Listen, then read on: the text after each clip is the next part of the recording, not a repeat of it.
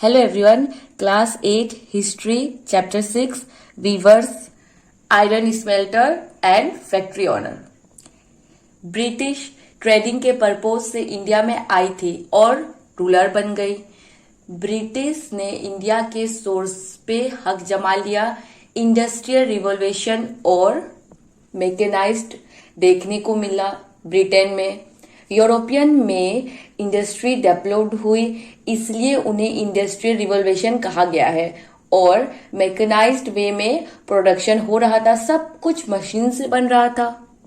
India में ऐसा कुछ भी नहीं हुआ था, सब कुछ यूरोप में मशीन से प्रोड्यूस हो रहा था, तो ऑब्वियसली ज्यादा प्रोडक्शन होगा। ब्रिटेन को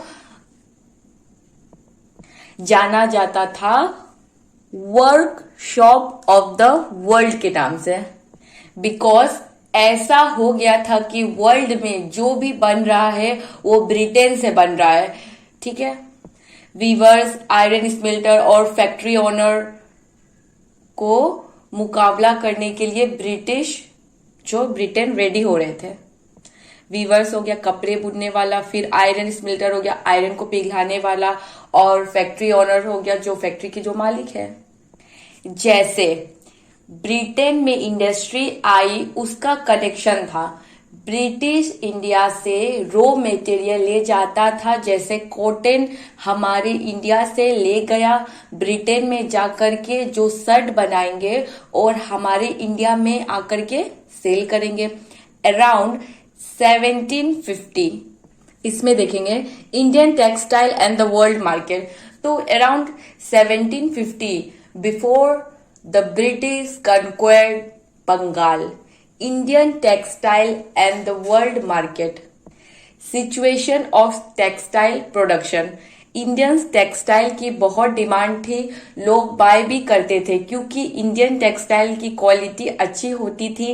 इंडियन टेक्सटाइल वर्ल्ड का largest producer of cotton textile था, क्योंकि हमारे इंडिया में ब्लैक सॉइल थी और फर्टाइल सॉइल थी जिनमें कॉटन अच्छे से ग्रो होता था। हमारे इंडिया में स्किल वेवर्स थे, कपड़े बुनने वाले, जो कॉटन से बहुत सुंदर कपड़ा बनाते थे। बस कॉटन ग्रो करने से तो नहीं होगा ना, हमारे इंडियन जो स्किल्ड वीवर्स थे उन्होंने कॉटन से अच्छा कपड़ा बनाया। जो कपड़ा बनाते थे वो खुशी खुशी लोग बाय करते थे। हम जो टेक्सटाइल प्रोड्यूस करते थे वो बहुत अच्छी क्वालिटी का होता था। South east Asia, west Asia, इस पूरे एरिया में कॉटन टेक्सटाइल का डिमांड था। यूरोपियन ट्रेडिंग कंपनी को भी कोई प्लेस में इंडिया का बना हुआ कपड़ा मिल गया, और क्या यूरोपियन ट्रेडिंग कंपनी भी इंटरेस्ट अपना दिखाने लगे इंडियन टेक्सटाइल में। ब्रिटिश जब इंडिया आई थी और France and Portuguese east India company भी आई थी, सब कंपनी इंडिया आ गई। यूरोपियन कंपनी आती थी इंडियन टेक्सटाइल बाय करने के लिए और यूरोप में जाकर के सेल कर देती थी। इंडिया से लेस प्राइस में बाय करते थे और यूरोप में हाई प्राइस में सेल करते थे। Words tell us histories. ठीक है, यूरोपियन ट्रेडर्स फर्स्ट एनकाउंटर किए थे मोजुल, इराक में, इसलिए उसको रेफर्स करते हैं। अब ऐसे समझते हैं, यूरोपियन ने पहला इंडियन कॉटन टेक्सटाइल को मोजुल में देखा था, इसलिए ये तो मुस्लिम हो गया। अब जितना भी इंडियन कॉटन टेक्सटाइल मोजुल से जाती थी उनको मुस्लिम ही बोला जाता था। Portuguese east India company Europe से पहले आई वेस्टर्न मार्जिन पे पहले कौन आया था? वास्को डी गामा आए थे। पोर्टुगीज ईस्ट इंडिया कंपनी पहले कैलीकट में आए, केरला में जो है मसाले लेने आए थे। इंडिया कैलीकट में पहुंचे on the Kerala coast in south west India, spices मसाले लेने के लिए। और क्या किया, साथ ही साथ कॉटन टेक्सटाइल भी ले गए और उनका नाम पड़ गया कैलिको पड़ गया। ठीक है। फिर धीरे धीरे सभी कॉटन टेक्सटाइल को कैलिको बोला गया, बिकॉज कैलिकट में मिला था ना, इसलिए उसको कैलिको बुलाया गया। नेक्स्ट पेज में देखेंगे तो अभी पढ़ते हैं। A page from an order book of the East India Company 1730 एक आइडिया बता रही है 98 varieties of cotton and silk का नोन बाय डिफरेंट नेम्स। इसमें ऐसे करके दिखाया गया, समझ तो नहीं आ रहा बट ये है फिगर 3, ठीक है। अभी हाँ नेक्स्ट, चिंट डिजाइन है जिसमें फ्लावर बना हो, कॉजेस हो गया रिच ब्लू कलर से बनाया जाता था, इंडिगो पड़ा था ना उसी से, ठीक है। Do you know where the English term chit come from? तो ये आता है हिंदी वर्ड से, chit, a cloth with small and colourful flowery design. बांधना क्लोथ होता है, गले में पहनते थे उसको बांधना क्लोथ बोला जाएगा, ठीक है। फिर 1680s में जो प्रिंटेड टेक्सटाइल इंडस्ट्री थी उसके लिए बहुत लोग क्रेजी हो गए थे। इंग्लैंड और यूरोप के लोग डिमांड बहुत करते थे। रिच लोग इंग्लैंड के और खुद क्वीन रानी खुद भी इंडियन फैब्रिक के क्लोथ पहनना पसंद करती थी। जो जो प्लेस से कपड़े आए थे उसी नाम से उस कपड़े का नाम रखा गया, अभी पढ़ा ना। फिर प्लेस ऑफ ऑरिजिन से जैसे फिगर 5 देखिए, इतना सुंदर डिजाइन है, ठीक है। अभी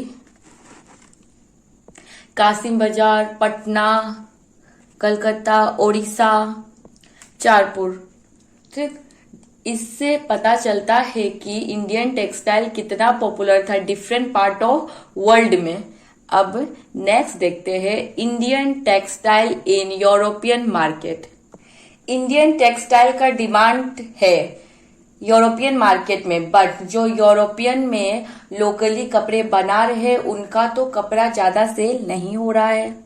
इंग्लैंड में जो वूल और सिल्क मार्केट थे उनको लगा ये तो इंडिया का प्रोडक्ट फाइन क्वालिटी का है और डिमांड में भी बहुत है, अब तो हम इससे बराबर नहीं कर सकते, कंपटीशन नहीं कर सकते, तो क्या किया इन लोगों ने, इसलिए उन लोगों ने ये किया इंडियन टेक्सटाइल इंडस्ट्री के अगेंस्ट प्रोटेस्ट करने लगे। इंग्लैंड में इंडियन टेक्सटाइल इसलिए सेल ज्यादा होता था क्योंकि इंडियन टेक्सटाइल की पॉपुलरिटी थी।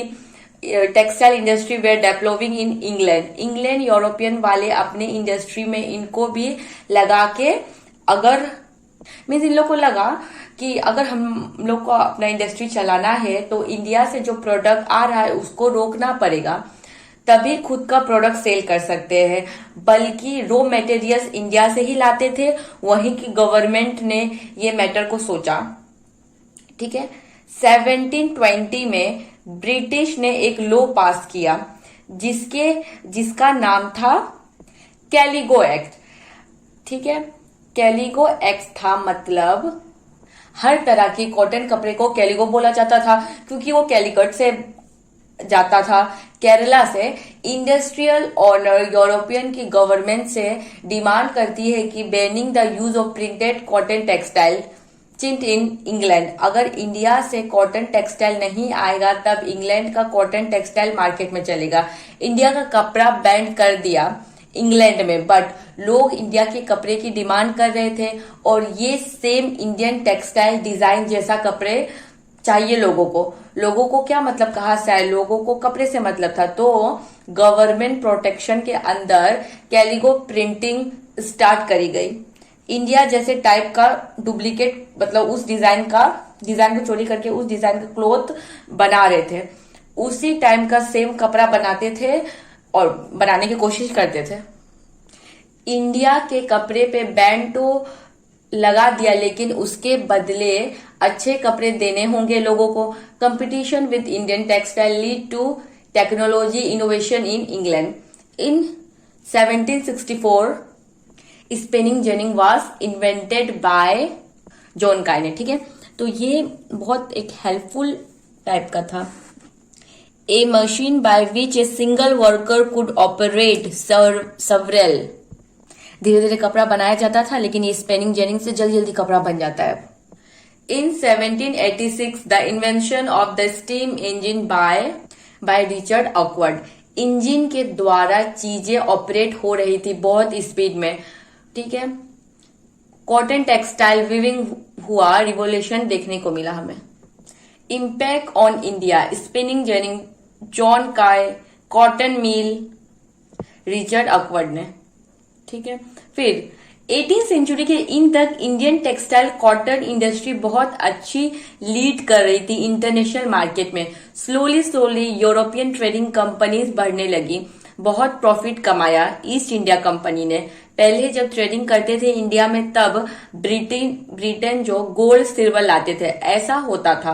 ब्रिटेन के लोग गोल्ड सिल्वर मनी इंडिया को देते थे और रॉ मटेरियल्स लेके जाते थे बदले में, तो इसमें इंडिया का भी फायदा होता था। बट अभी ईस्ट इंडिया कंपनी को जैसे पॉलिटिकल पावर मिला, इंडिया के अलग अलग प्रोविंसेस में दीवानी राइट्स मिल गई, तो यहां से रेवेन्यू तो ले ही रहे, यहां से गुड्स खरीदते थे और गुड्स लेकर के अपने ब्रिटेन चले जाते थे और पैसे नहीं देते थे, जिससे ब्रिटेन को प्रॉफिट होता था, लेकिन हमारे इंडियन इकोनॉमिक को सफर करना पड़ रहा था, वेवर्स को भी। ये फिगर 6 भी देखिए कितना अच्छा है, और मैप को अच्छा से स्टडी करना है। Who were the weavers, specific जो थे ना, स्पेशलिस्ट होते थे कपड़े बुनने में। Skilled were passed on from one generation to next generation, means कपड़े बुनते थे तो कैसे, जैसे फादर मदर अपने बच्चों को सिखा रहे हैं, वो बच्चे अपने बच्चे को सिखा रहे, ऐसे करके जनरेशन से जनरेशन ये स्किल्ड पास्ट होती थी। The tanti weavers of Bengal, the julahas और momin weavers of North India, जिस पार्टिकुलर वेविंग कम्युनिटी जो कपड़े बुनते थे उस कम्युनिटी को साले नाम से जाना जाता था, और कई कोलर एंड देवान जो साउथ इंडिया, ऐसे भी नाम थे। साउथ इंडिया में वेवर्स कम्युनिटी ये टेक्सटाइल बनाती थी। प्रोसेस ऑफ वेविंग, कपड़े बुनने की प्रोसेस। स्पिनिंग मोस्टली वोमेन करती थी, चरखा से धागा बनाती थी। टकली में एक होता है, उसमें ऐसे करके रहेगा और ऐसे गोल रहेगा, तो छोटा में लट्टू खेलते थे ना, उसी टाइप का। टकली में रोल करके धागा बनाया। स्पिनिंग के प्रोसेस में चरखा और टकली का यूज होता था, वोमेन मोस्टली ये परफॉर्म करती थी। वीविंग, धागे से कपड़ा बनता था और मेन मोस्टली ये काम करते थे। डाइंग, धागों को रंगा जाता था, डाई किया जाता था डायर्स के द्वारा। कपड़ों को रंग देने वाला को रंगरेज और चिपाकास बोला जाता था। प्रिंटिंग का काम ये सब डायर कम्युनिटी करते थे। ये सब काम करने वालों को वेवर्स बोला जाता है, ठीक है। उसके बाद कपड़ा बनाने का काम, हैंडलूम वीविंग में जो जोड़ा कपड़े बुनने का काम होता था, जब ब्रिटिश इंडिया में नहीं आए थे तो क्या हुआ था, मिलियंस ऑफ इंडियन ये काम करते थे। इसके हेल्प से लोग अपने लाइवलीहुड करते थे, खाना पीना खाते थे, रोजगार था उन लोग का। और हमारा कॉटन टेक्सटाइल इंडस्ट्री फेमस भी था। लोग इतने समय से कर रहे थे ये काम, हमारा प्रोडक्ट अच्छा था, इससे लोगों को पसंद आता था। लेकिन धीरे धीरे हमारा कॉटन टेक्सटाइल इंडस्ट्री डिक्लाइन होने लगा। The decline of Indian textile, Britain में टेक्सटाइल इंडस्ट्री के डेवलपमेंट की वजह से इंडियन टेक्सटाइल में प्रोडक्शन में इफेक्ट हुआ। कैसे? फर्स्ट, अब ब्रिटिश टेक्सटाइल से हम इंडियन टेक्सटाइल को कंपीट करने का कोशिश करना पड़ता था। सेकेंड, ब्रिटिश में जैसे इंडस्ट्री डेवलप हो रही थी तो ब्रिटिश के इंडस्ट्रीज अपने गवर्नमेंट से डिमांड किया कि इंडिया से जो टेक्सटाइल प्रोडक्ट आ रहा है उनको बंद करो, हमारे देश में लाना।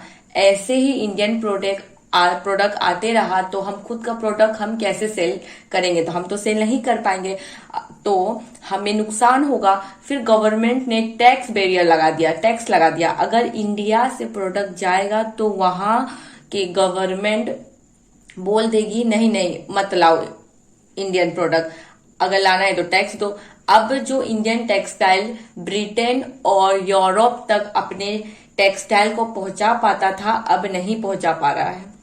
ठीक है, ब्रिटेन में जो गुड्स बन रहा था उनके वजह से हम इंडियन अपनी ट्रेडिशनल इंटरनेशनल मार्केट, हमारा कपड़ा लगभग सब जगह में जाता था। अब ब्रिटेन तो है ही चालू, उन्होंने अपना कॉलोनियल बना रखा था, तो अब हमारा प्रोडक्ट लगभग सब जगह सेल नहीं होगा।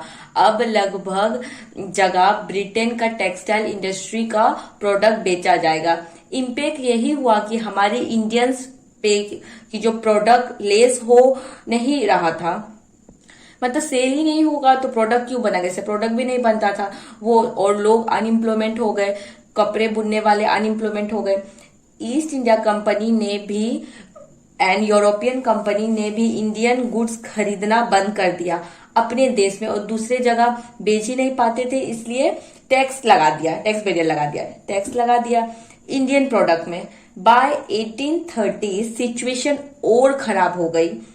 1830 से पहले और कई तो हम इंडिया में भी बेच रहे थे कपड़े, पर बाय 1830 अब ब्रिटेन में जो मशीन मेड क्लोथ थे वो इंडियन मार्केट में आकर के बेचने लगे। अब इंडियन जो कपड़े बुनते थे, इंडियन वेवर्स ने डोमेस्टिक मार्केट भी खो दिए, डोमेस्टिक मार्केट खत्म हो गया, इंटरनेशनल मार्केट खो दिया, और अब डोमेस्टिक मार्केट भी।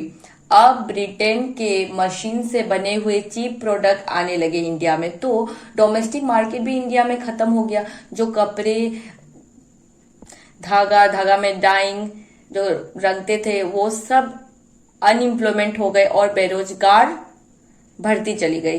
इंडियन टेक्सटाइल डिक्लाइन होने लगी। इस बीच में एक रे ऑफ होप देखने को मिला। हैंडलूम, वेविंग, हाथ से कपड़े बनाने वाले वो पूरी तरह से खत्म नहीं हुए थे। कुछ कपड़े की डिमांड थी जो मशीन से नहीं बनते थे। जो कपड़े में बारीकी से काम होता था, एकदम डिटेलिंग, वो मशीन नहीं बना पाती थी। एग्जाम्पल बनारसी साड़ी हो गया, जो डिटेलिंग करती थी वो नहीं मशीन करती थी, डिमांड्स थी उनकी। ठीक है, तो ये पूरी तरह से फिनिश्ड नहीं हुआ। That's why handloom weavers survive कर गए। पुअर लोग चीप क्लोथ पहनते थे, हैवी वाले। तो ब्रिटेन में न्यू इंडस्ट्री वैसे कपड़ा नहीं बना रही थी जो पुअर लोग पहनते थे। इंडस्ट्रीज अपर मिडिल लोग के लिए कपड़े बनाती थी, जो पुअर पीपल के लिए वो नहीं बनाती थी। और हमारे इंडियन जो कपड़े बुनते हैं वो बना रहे थे पुअर पीपल के लिए कपड़े, उस टाइप का जो वो पहनते हैं। और ब्रिटेन भी चीप क्लोथ नहीं बेचती थी, जैसे जो हमारे इंडिया में 150 का क्लोथ होगा तो ब्रिटेन 120 में बेचेगी, इस टाइप का। और पुअर लोग जो कपड़े पहनते थे वो ब्रिटेन लोग नहीं, इंडस्ट्री नहीं बनाती थी। वो कौन बनाती थी? वो हम इंडियन के लोग ही बनाते थे। नेशनलिस्ट मूवमेंट फैला। महात्मा गांधी जी आए तो गांधी जी ने बॉयकॉट किया इंपोर्टेड क्लोथ, हमें नहीं पहनना है। ब्रिटेन को सपोर्ट क्यों करें हम कपड़ा लेके, तो इनडायरेक्टली सपोर्ट ही हो रहा है अगर हम लोग कपड़े ले रहे, इसलिए महात्मा गांधी जी ने बोला बॉयकॉट करो, नहीं लेना है हमें। और हाथ से बनाए हुए कपड़ों को प्रमोट किया जाता था and khadi become the symbol of nationalism. No doubt Britain में जो टेक्सटाइल इंडस्ट्री आई थी उससे इंडियन टेक्सटाइल सेक्टर्स को इफेक्ट तो पड़ा ही। वीवर और स्पिनर ने लाइवलीहुड खो दी। कैसे खाते खाना, काम ढूंढना था और कुछ क्या करे तो क्या किया, एग्रीकल्चर लेबरर बन गए। कुछ दूसरे सिटी में माइग्रेट हो गए, कुछ लोग अफ्रीका और साउथ अमेरिका में माइग्रेट हो गए। और प्लांटेशन एग्रीकल्चर के लिए लेबर चाहिए होता है जो फील्ड में 24/7 रह सके। बहुत सारे वेवर्स को प्लांटेशन में ले जाया गया और कुछ लोग तो न्यू कॉटन मिल जो खुली थी ना उसमें जॉब मिल गई, वो शुरू हो गया। तो जो न्यू मिल खुला उसमें उन लोग को जॉब मिल गया। तो नेक्स्ट वीडियो में देखेंगे cotton mills come up. Okay everyone, thank you so much.